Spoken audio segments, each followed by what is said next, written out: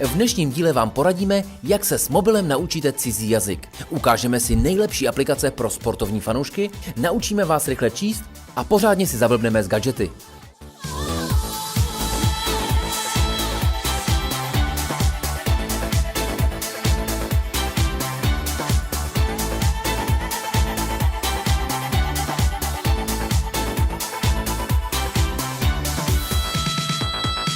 Ještě jednou se vracíme k rozhovoru s Petrou Bakajsovou, lektorkou angličtiny. Naučit se cizí jazyk, to v sobě má mnoho aspektů, takových malých, třeba gramatika, slovní zásoba. S čím nám aplikace mohou pomoci nejvíce? Duolingo nám pomůže i s gramatikou, ale je jeden z mála, takže spíše to slovní zásoba. Učím se tím, co mě zajímá, vyhledávám si, stahuju si aplikace, které mě zajímají.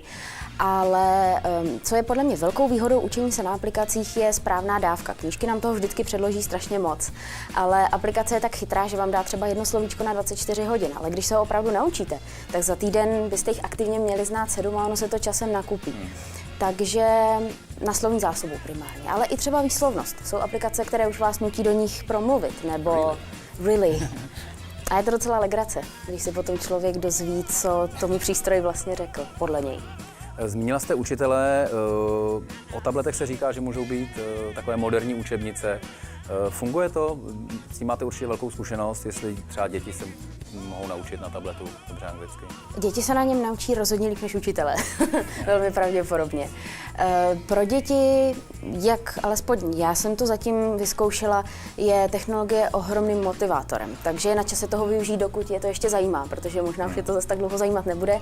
Výuka na tabletech, chytrých telefonech umožňuje učiteli zaměřit se na komunikaci, umožní dítěti kreativitu, nechat mu vytvořit si vlastní film, okomentovat si ho, stvořit k němu scénář.